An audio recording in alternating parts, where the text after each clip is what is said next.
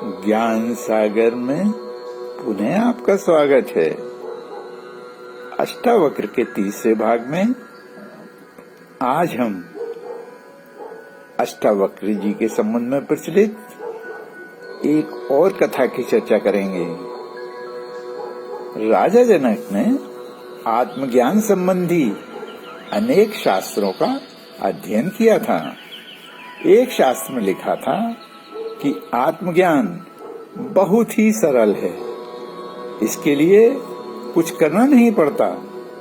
घोड़े पर चढ़ने के लिए उसकी एक रकाब में एक पांव रखने के पश्चात दूसरे रकाब में पैर रखने में जितना समय लगता है, उससे भी कम समय में आत्मज्ञान संभव है।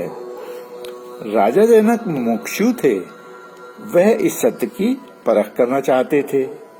उन्होंने बड़े बड़े विद्वानों को बुलाया और कहा, या तो इस कथन को प्रमाणित करो अथवा शास्त्र से ये पंक्ति हटा दो। सारे विद्वान इस कथन को प्रमाणित नहीं कर सके। राजा जनक ने उनको कारागार में डलवा दिया। अष्टावक्र ने जब यह बात सुनी तो वे स्वयं राजमहल गए और राजा जनक से कहा, इसको प्रमाणित मैं कर सकता हूँ, आप इन पंडितों को छोड़ दीजिए। सब पंडितों को छोड़ दिया गया। फिर अष्टावक्र ने कहा, तुम घोड़ा तैयार करवाओ और मेरे साथ चलो। राजा जनक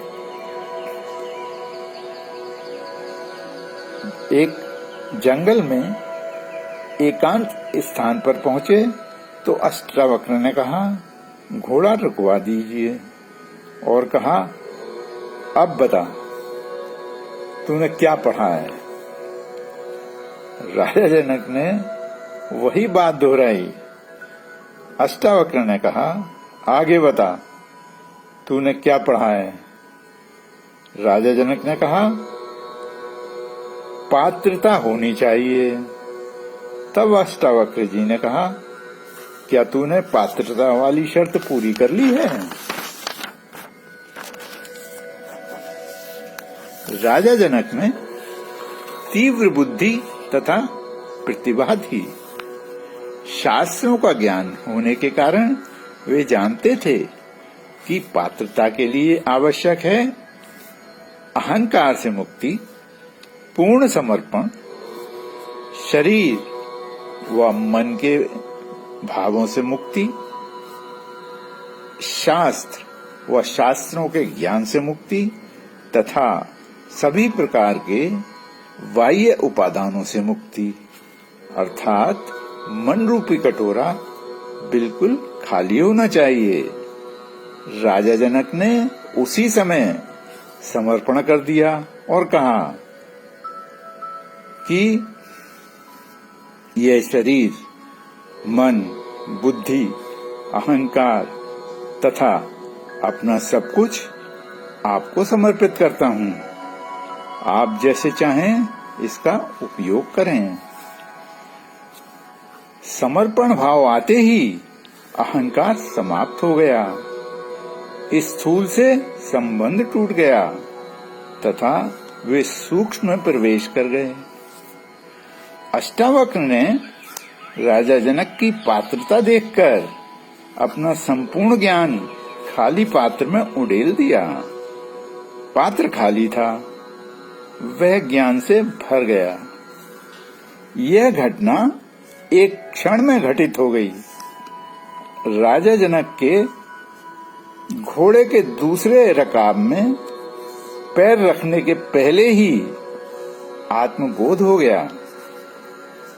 वे उसी समय ध्यानस्थ होकर समाधि में पहुंच गए तथा दूसरे रकाब में पैर रखने की सुध ही न रही। अष्टावक्र पास में ही बैठ गए। इसी प्रकार 3 दिन बीत गए। राजा को ढूंढते हुए उनके मंत्रीगण आए। उन्होंने कहा, राजन, राजधानी चलिए। इस पर राजा जनक ने कहा, अब कौन चले? यह शरीर मेरा है न मन मेरा है। मैं तो सब कुछ गुरु को समर्पित कर चुका हूँ। गुरु का जैसा आदेश होगा वैसा ही मैं करूँगा। अष्टावक्र जी समझ गए, राजा को आत्मबोध हो चुका है। अतः राजा जनक को फिर से राजधानी जाकर राज्य का कार्य चलाने का आदेश दिया। अब मैं अपनी वाणी को विराम देता हूँ। अष्टावक्र गीता से संबंधित अगले भागों में अष्टावक्र गीता की यथार्थ रूप में चर्चा करेंगे। धन्यवाद।